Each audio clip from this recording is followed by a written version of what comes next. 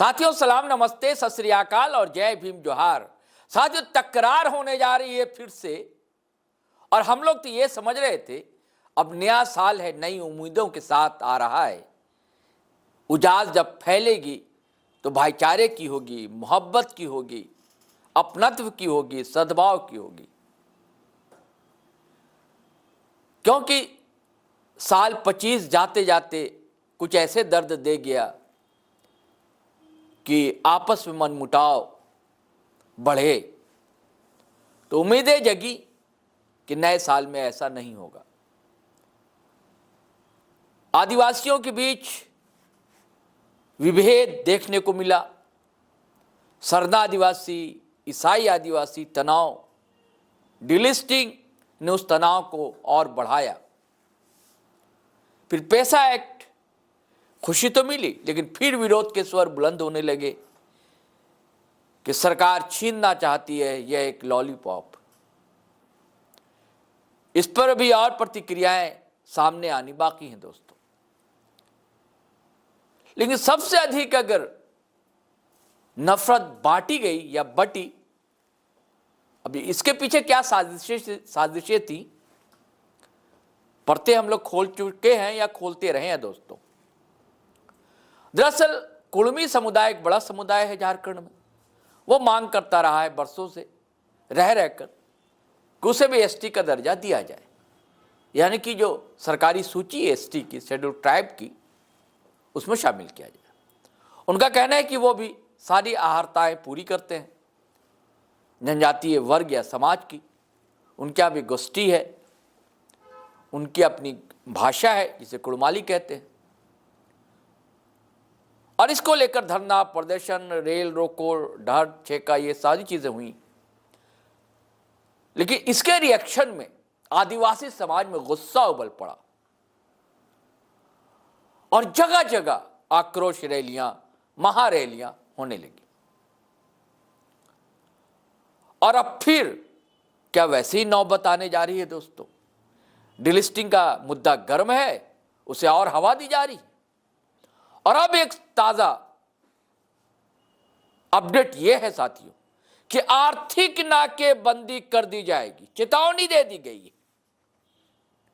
और यह चेतावनी सिर्फ हेमंत सरकार को नहीं, केंद्र की मोदी सरकार को दे दी गई है। और यह चेतावनी दी है कुड़मी समुदाय के जो अगुवा हैं उनकी तरफ से दे दी गई।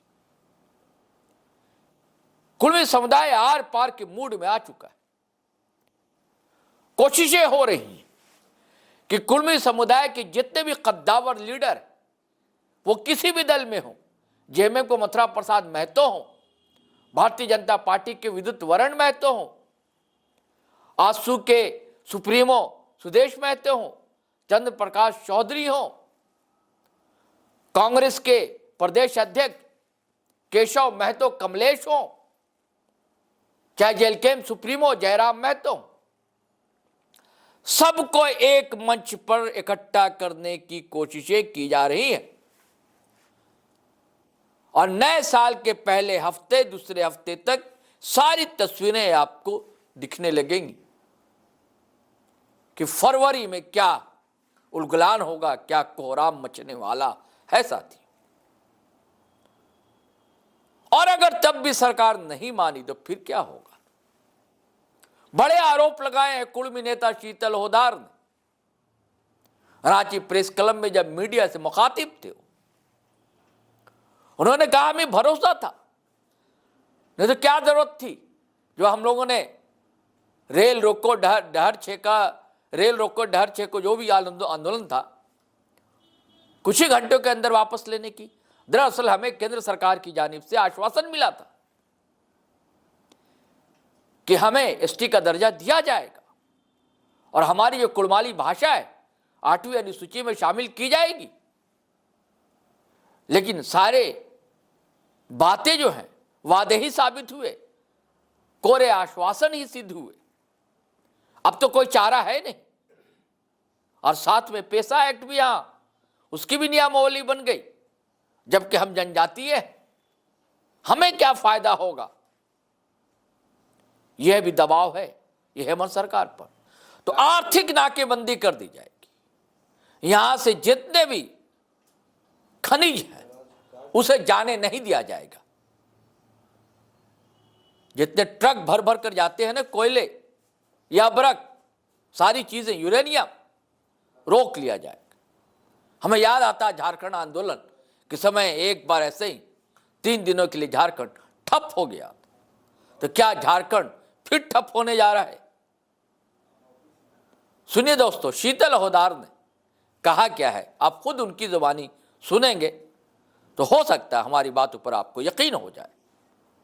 लेकिन उससे पहले आपसे गुजारिश है कि अगर आप चैनल पर पहली बार आए तो हमारा चैनल सब्सक्राइब कर ले दोस्तों। ज्वाइन बटन दबा देंगे तो कृपा होगी, बल मिलेगा, ताकत मिलेगी। देखिए, छोटी सी टीम हम लोग की प्रयास करते हैं कि आपके मन की बात कहने की, वो बात जो आपको कहीं नहीं मिलती। जी टोड लाइव आपके सामने विमर्श करता है, संवाद करता है और कहने की कोशिश करता है। और वीडियो हमेशा की तरह दनादन शेयर कीजिए, लाइक कीजिए, कमेंट कीजिए। दोस्तों चलिए सुनिए शीतल ओहदार ने कहा क्या। निर्णय लिया है कि रांची के प्रभातरा मैदान में 5 लाख लोगों की जुटान होगी कुर्मी समाज की, और 5 लाख जुटान में एक आह्वान किया जाएगा, भारत सरकार को बाध्य किया जाएगा कि आप जितना जल्दी हो सके कुर्मी जनजाति को एसटी सूची में शामिल करें और कुड़माली भाषा को संविधान की 8वीं अनुसूची में शामिल किया जाए। अगर भारत सरकार नहीं मानती है रैली के बावजूद, तो उसी रैली से आर्थिक नाकेबंदी का घोषणा होगा और भारत सरकार को बाध्य करेंगे। एक भी खनिज संपदा हम लोग झारखंड से बाहर जाने नहीं देंगे। आप देखते होंगे जितने भी कोयला है, जितना भी खनिज संपदा है, सब कुर्मियों का जमीन पर है।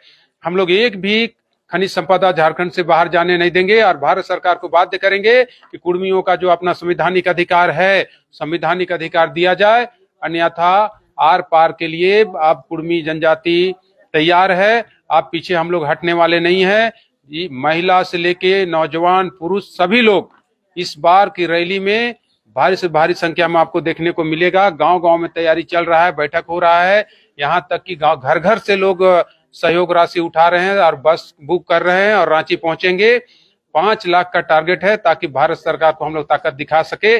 और इस रैली में ये बहुत सारे लोग आरोप लगाते हैं कि नहीं किसी पार्टी के द्वारा ये संचालित किया हो रहा है या बहुत तरह की बात आती है। मैं स्पष्ट करना चाहूंगा, ये समाज के द्वारा 18 संगठन जो समाज के हैं वो सभी संगठनों के द्वारा समन्वय समिति बना है और उसके द्वारा ये रैली बुलाया गया है। और इस रैली में हमारे समाज के जितने एमपी, एमएलए, मंत्री या पूर्व एमएलए, एमपी हैं, जितने लोग हैं, सभी मंच पर रहेंगे और सबका सहयोग से 5 लाख कुर्मी समाज एक जुटान, बड़ा जुटान होगा और भारत सरकार को हम लोग एकजुट सभी लोग होके और ताकत दिखाएंगे।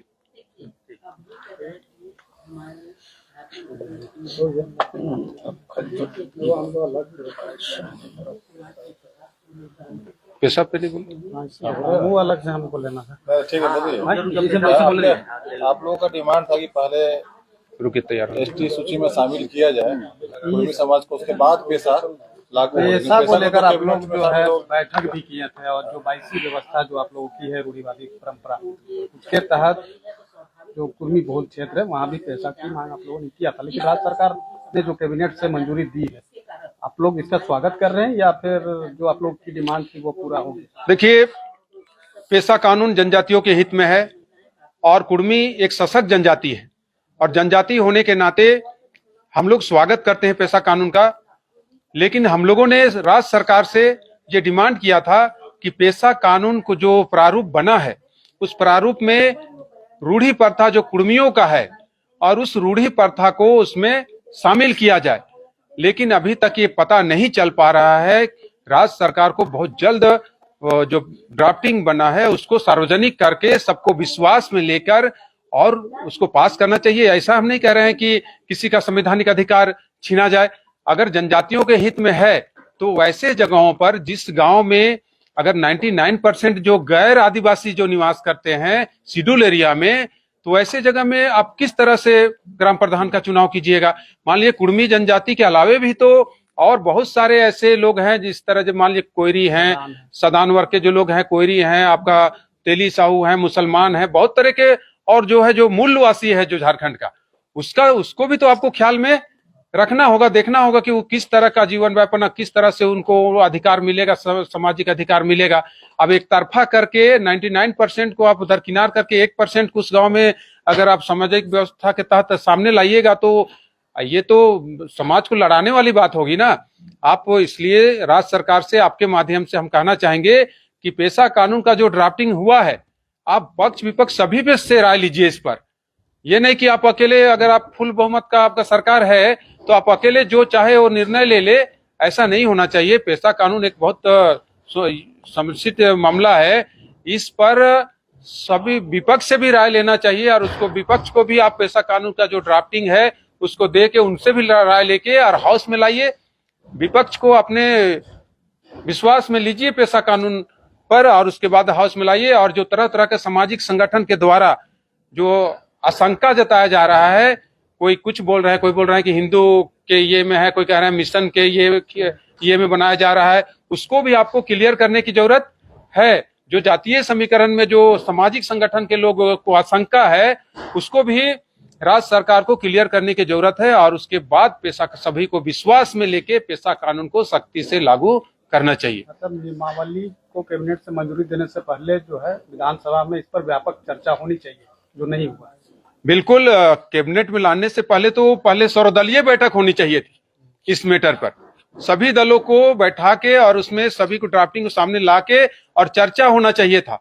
उसके बाद कैबिनेट में लाते, तब हाउस में लाते, उसमें होता कि सभी दल या फिर सामाजिक संगठन, क्या कि ये पेशा कानून है, रूढ़ी प्रथा की बात है, तो सामाजिक संगठन को सामने रखना बहुत जरूरी है। इसमें कोई भी समाज का सामाजिक संगठन हो, चाहे जनजातीय समाज का हो, कुर्मी समाज का हो, तेली समाज का हो, चाहे कोयरी समाज का हो, जितने मुस्लिम समाज का हो, जितने भी सामाजिक संगठन है उनका जो अध्यक्ष हैं उनको विश्वास में लेना चाहिए, तो उनको जानकारी में देना चाहिए ताकि आपके लिए पेशा कानून आपके विरोध में है कि आपके फेवर में है, तो ये सवाल खड़ा नहीं होता। अभी सबको अगर विश्वास में लिया जाता तो सवाल खड़ा नहीं होता।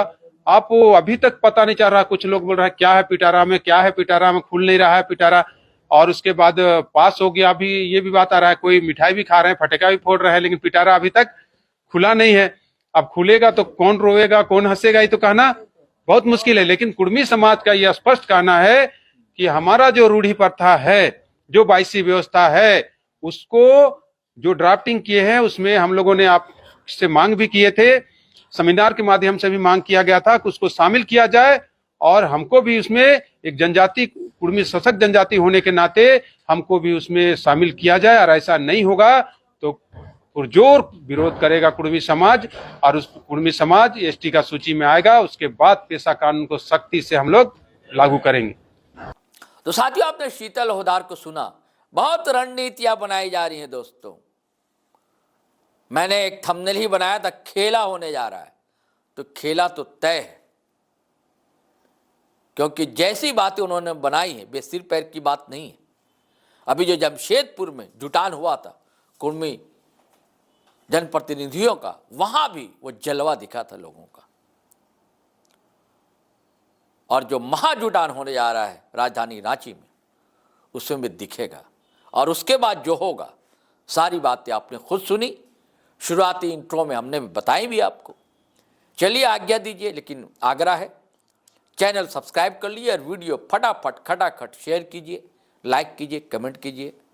आज्ञा दीजिए, इजाज़त दीजिए। जय हिंद, जय भारत।